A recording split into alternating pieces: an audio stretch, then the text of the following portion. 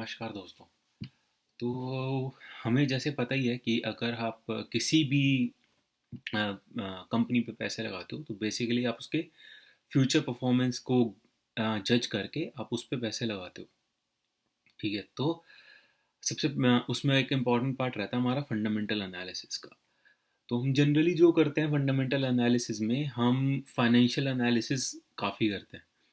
तो आज एक थोड़ा सा मैं उससे हट के थोड़ा करना चाहूँगा, लेकिन हाँ, हम लोग नॉन फाइनेंशियल्स पे भी ध्यान देते हैं। लेकिन हमारे पास ये एक चैलेंज रहता है कि यार क्या क्या हमारे क्वेश्चंस हैं और क्या क्या चीज़ें हमें पता लगनी चाहिए। वैसे ये बहुत ट्रिकी गेम होता है कि आपको हर सवाल का जवाब पता लग जाए। हो सकता है जो कंपनी चला रहा हो ना वो भी सारे सवाल का जवाब 100% ठीक ना दे पाए। ठीक है, तो ये आपकी अपनी अंडरस्टैंडिंग होती है, आपका मार्केट मार्केट को देखने का नज़रिया होता है, जो बताता है कि ये ठीक है, वर्क करेगा कि नहीं करेगा। लेकिन अगर आप ठीक तरीके से जज कर पाते हो तो बेसिकली आप अर्निंग कर पाते हो। ठीक है, तो मैंने एक लिस्ट बनाई है क्वेश्चंस की। ठीक है, मैं उसके बारे में बात करूंगा और इवन मैं ये कहूँगा कि मैं आपको जो क्वेश्चंस की लिस्ट है ना वो मैं आपके साथ शेयर करूंगा। तो पहला क्वेश्चन जो आपका हुआ कि अब मान लीजिए कोई भी एक इंडस्ट्री है, कोई भी एक सेक्टर की एक इंडस्ट्री है। आप ये देख रहे हो कि कैसे उसमें बदलाव आ रहे हैं। ठीक है, जैसे कि एक बहुत आजकल बहुत फेमस है इलेक्ट्रिक व्हीकल की। ठीक है, तो आप ये समझने की कोशिश करते हो कि यार चीज़ें बदल कैसे रही है। क्या कस्टमर का टेस्ट बदल रहा है, क्या उसके प्रेफरेंसेस चेंज हो रहे हैं। ठीक है, या वो आज भी जो ओल्ड स्टाइल है वो उसी को प्रेफर करता है पहले से, इस करंट स्टाइल से ज़्यादा। ठीक है, क्योंकि अगर वो करंट स्टाइल से ज़्यादा पिछले स्टाइल को प्रेफर करता है, जो चांसेस हैं कि वो स्विच इतनी इजीली नहीं लेगा। ठीक है, उसके बाद दूसरी बात, अगर हम करते हैं दूसरा क्वेश्चन आप, हाँ एक बात और, मैं जो भी क्वेश्चंस बोलते जा रहा हूँ वो क्वेश्चंस आपको साइड में दिखते जाएंगे, स्क्रीन के साइड में मैं वहाँ पे लिखता जाऊँगा क्वेश्चंस साथ साथ। तो दूसरी बात आ जाती है कि अ, अगर जो चेंजेस आ रहे हैं मार्केट में। ठीक है, कई बार चेंजेस आते हैं बहुत रेलेवेंट नहीं होते, कंपनी एक डिसीजन ले रही है, अब कंपनी चेंज होती हुई दिख रही है। जैसे यार आप आईटीसी को देखते हो। ठीक है, तो आईटीसी एक टाइम पे सिर्फ और सिर्फ सिगरेट प्रोडक्ट्स या फिर ऐसे थोड़े प्रोडक्ट्स में इन्वॉल्व थी। उसके बाद उन्होंने अपना एफएमसी सी सेक्टर उसमें जंप इन किया। तो अगर आप आज भी उनकी शीट पढ़ोगे तो आपको लगेगा कि यार वो उस तरफ ज़्यादा जंप जंप कर रहे हैं। उन्होंने जो उनका पहले कोर बिजनेस हुआ करता था, इवन कंपनी का नाम भी इंडियन टबैको कंपनी है, वो टबैको से मूव करके आपका थोड़ा सा एफएमसीजी की तरफ जा रहे हैं। क्या आपको लगता है कि ये रेलेवेंट है? क्या आपको लगता है कि वो, या कितना रेलेवेंट है, कितना इरेलेवेंट है, क्या वो टबैको से ज़्यादा ग्रो कर सकता है कि नहीं। उसके बाद अगला क्वेश्चन आता है। ठीक है, पहले जैसे अब हमने आईटीसी का ही एग्जांपल ले लिया, तो आप सोचो कि अभी तो वो एक सेक्टर में थे। ठीक है, वहाँ पे एक सर्टेन अमाउंट ऑफ कंपटीशन था। अब वो नई इंडस्ट्री की तरफ आ रहे हैं तो उसमें कंपटीशन कैसा है। ठीक है, अगर कोई एक नई कंपनी उस इंडस्ट्री में आना चाहती है तो उसके लिए वो कितना चैलेंजिंग है। ठीक है, उसके एंट्री बैरियर्स कितने हैं उस बिजनेस में एंटर करने के लिए, और क्या वो एंट्री बैरियर्स फ्यूचर में भी रहेंगे। क्योंकि अगर वो फ्यूचर में कुछ एंट्री बैरियर नहीं रहेंगे तो कंपटीशन बढ़ जाएगा। हो सकता है कि कंपनी को आगे आने वाले टाइम में, जैसे कि यार हमने थोड़े दिन पहले जोमेटो की बात करी थी, तो जब जोमेटो की बात करते हैं तो उन्होंने कहा था अपनी शीट में कि हमारे बिजनेस में एंट्री बैरियर बहुत कम है। ठीक है, तो आप अगर उनकी डाटा शीट देखोगे, अगर आप उनकी बेसिकली फाइनेंशियल्स देखोगे करंट डेट में, तो वो रेड में ही दिखती है। क्यों? क्योंकि एंट्री बैरियर्स कम है, चैलेंजेस बहुत ज़्यादा हैं, आपको बिजनेस में रहने के लिए बहुत ज़्यादा पैसे की इन्वेस्टमेंट की ज़रूरत पड़ जाती है। उसके बाद अगर मान लीजिए वो मार्केट लीडर है, जैसे बात कर लेते हैं रिलायंस की। वो मार्केट लीडर है। क्यों क्यों मार्केट लीडर था वो इतने टाइम तक? वो ऑयल एंड गैस में था मेजरली। जब तक वो ऑयल एंड गैस में था तब तक वो मार्केट लीडर था ही। अब वो जियो में आया, उसके बाद उसको अभी तक इतना स्ट्रॉन्ग कंपटीशन फेस नहीं करना पड़ा, लेकिन Airtel is a good contender. ठीक है, तो देखते हैं कि वो लॉन्ग टर्म में, क्योंकि अभी तो नया नया है अभी, हाँ प्रॉफिट दिखा रहा है, सब कुछ दिखा रहा है, क्या पता 20 years down the line, 15 years down the line कैसा रहे। ठीक है, उनकी जो टेक्निक्स हैं सब कुछ हैं, आज तो अच्छी लग रही हैं। ठीक है, हो सकता है डाउन हो जाए। अब अगर आप उनकी ऑयल एंड गैस की बात करोगे, तो वो लीड कर रहे हैं। अब क्योंकि यार इंडिया में जो मतलब प्लांट लगाने की परमिशन थी सिर्फ उन्हीं के पास थी मेजरली, वरना गवर्नमेंट खुद करती थी। ठीक है, तो वो लीड कर रहे थे। अब आप ये सोचो कि आपको लगता है क्या वो फ्यूचर में भी उनका बिजनेस लीड करेगा, और अगर करेगा तो क्यों करेगा? क्योंकि अगर जिस बिजनेस में वो लीड कर रहे हैं, अगर उसमें वो इतना अच्छा प्रॉफिट आज नहीं दिखा पा रहे, क्या वो दिखा पाएंगे फ्यूचर में? क्या वो, अगर उनका ऐसी कंडीशन में जब वो उस बिजनेस में मान लीजिए उनका नेट बिजनेस में उन्हें लीड है, लेकिन वो मोनोपोली चल रही है, सब कुछ चल रहा है, उसके बाद भी उतना हैवी प्रॉफिट्स नहीं दिखा पा रहे, मतलब बना पा रहे, तो अगर दूसरे कॉम्पिटिटर्स उसका लाइन में एंटर कर जाएंगे, तो क्या ये सरवाइव भी कर पाएंगे? हो सकता है इनके सर्वाइवल पे भी क्वेश्चन आ जाए। ठीक है, तो ऐसा केस अगर होगा तो थोड़ा सा डाउट हो जाता है, और चांसेस बहुत बढ़ जाते हैं कि वो फ्यूचर में आपको अच्छे रिटर्न्स ना भी दे पाए। उसके बाद अगली बात कर लेते हैं कि उनका जो मैनेजमेंट है उसकी क्वालिटी कैसी है। चलो पहले एक, जैसे यार मैंने मैनेजमेंट की बात करी, तो मैं एक बात आपको बताता हूँ कि मैनेजमेंट में कॉमनली होता है कि दो टाइप के मैनेजमेंट होते हैं। एक तो आपका फैमिली मैनेजमेंट होता है, ठीक है, और दूसरा आपका प्रोफेशनल मैनेजमेंट होता है।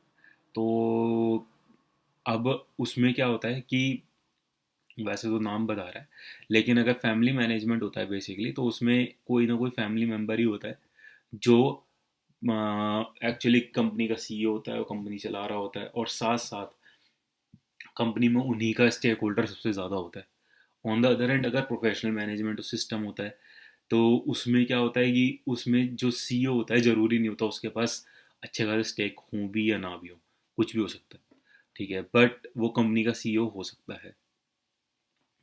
ठीक है, अब इवन अगर हम प्रोफेशनल मैनेजमेंट की बात करेंगे, अभी भी इंडिया में तो family, most of the businesses family owned ज़्यादा हैं कंपेयर टू प्रोफेशनल। लेकिन अगर आप यूएसए की साइड की बात करोगे, इवन कनाडा की साइड बात करोगे, तो वहाँ पे मेजोरिटी ऑफ कंपनीज, जितनी भी टॉप कंपनीज हैं, सबका प्रोफेशनल मैनेजमेंट होता है। ठीक है, तो आप, आपके ऊपर है कि अब आप वो उसको किस तरीके से लेते हो, और आपको क्या लगता है उसकी मैनेजमेंट की क्वालिटी के ऊपर। अगली बात कर लेते हैं कि अब उनके पास प्रोडक्ट एंड सर्विसेज हैं। ठीक है, आप किसी भी चीज़ की बात करते हो, जैसे हिंदुस्तान यूनिलीवर, आपने रेगुलर प्रोडक्ट्स देखे हैं, इवन मारुति है, और कोई भी कंपनी है बेसिकली जो कंज्यूमर प्रोडक्ट, कुछ भी कंज्यूमर प्रोडक्ट बन रहा है, कुछ भी आप देख रहे हो, तो आप देखते हो कि यार लोग उसके प्रोडक्ट्स को कैसे ले रहे हैं। ठीक है, उसके बाद उनके पास डिस्ट्रीब्यूटर्स होंगे, रिटेलर्स होंगे, जो उनके प्रोडक्ट बेचते हैं।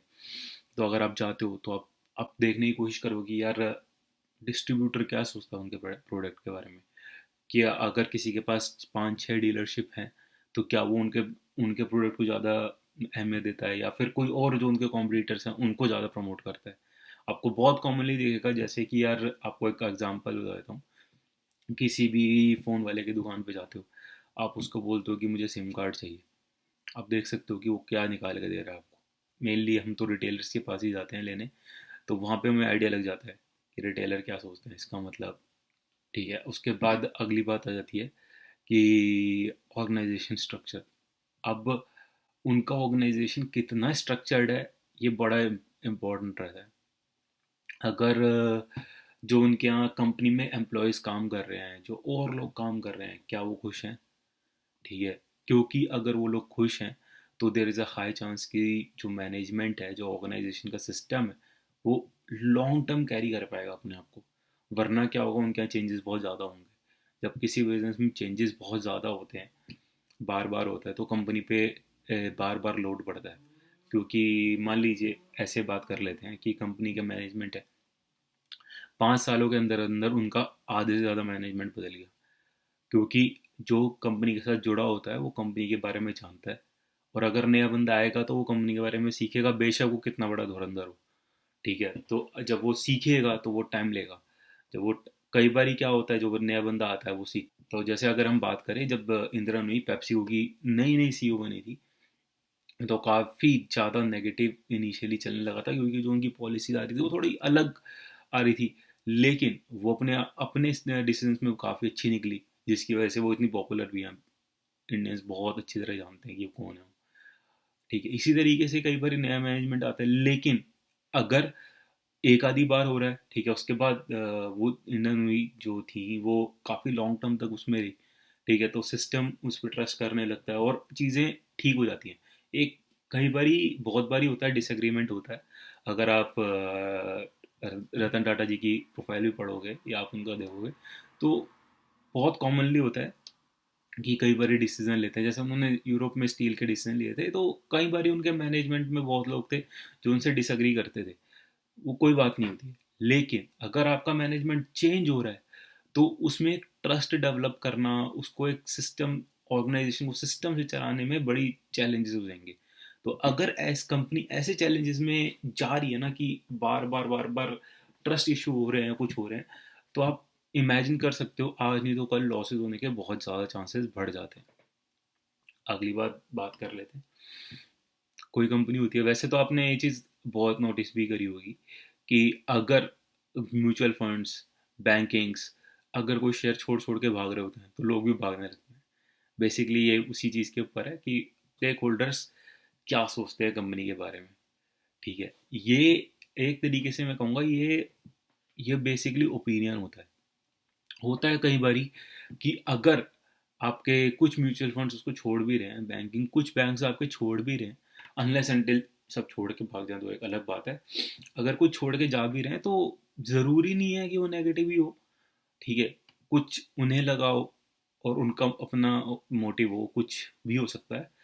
तो अगर आपके काफ़ी सारे क्वेश्चंस, आपके फाइनेंशियल ठीक से लग रहे हैं आपको, आपका ये जैसे हमने नॉन फाइनेंशियल टॉपिक की बात करी, आपको ये ठीक लग रहे हैं, तो ज़रूरी नहीं है कि आप छोड़ के जाओ। आप क्वेश्चंस के आंसर दे रहे हो। हाँ, एक बात और है, मैं ख़त्म करने से पहले बोल देता हूँ। कुछ कंपनीज में गवर्नमेंट की पॉलिसीज से थोड़ा सा इफेक्ट जल्दी आता है। ठीक है, तो हमेशा उस चीज़ पे ज़रूर ध्यान दें कि इसका गवर्नमेंट के रिलेटेड क्या मतलब। अगर कुछ इसका मतलब कि जैसे कि अगर गवर्नमेंट कुछ भी एक्शन लेती है, छोटा सा भी एक्शन लेती है, तो कंपनी कितना इफेक्ट होती है, कंपनी का बिजनेस कितना इफेक्ट होता है। ठीक है, आप न्यूज़ ट्रैक कर सकते हो, कुछ कंपनीज डालती भी हैं कि गवर्नमेंट ने ये डिसीजन लिया था तो हमने ऐसे रिएक्ट किया। अगर आप उनके बेसिकली जो आपकी उनकी एनुअल रिपोर्ट होती है, अगर आप उसमें पढ़ोगे तो काफ़ी कुछ दिखेगा आपको, इस बारे में आपको काफ़ी इन्फॉर्मेशन मिल सकती है। इसके अलावा अपने फाइनेंशियल्स तो हो ही गए, जहाँ पे अपना management, company annual report, ratios और बाकी सारी चीज़ें बेसिकली देखते हो। ठीक है, तो ये वीडियो हम यहीं तक रखेंगे। मेनली मेरा मोटिव यही था कि मैं आपको एक क्वेश्चंस बता सकूं, कुछ क्वेश्चंस जो मेरे पास लिस्ट है उसके ऊपर, कि आप वो क्वेश्चंस टैली कर सकते हो जब आप कभी नॉन फाइनेंशियल स्टडी करो, फंडामेंटल एनालिसिस के अंडर। ठीक है, मैंने ये सारी बात फंडामेंटल एनालिसिस के अंडर ही करी है। और अगर फिर भी कोई क्वेश्चन रह जाता है आपका, आपको कोई चीज़ लगती है कि थोड़ा डाउटफुल है, तो आप नीचे कमेंट सेक्शन में डाल दीजिएगा, तो हम जल्दी से जल्दी आपको रिप्लाई करेंगे। Thank you.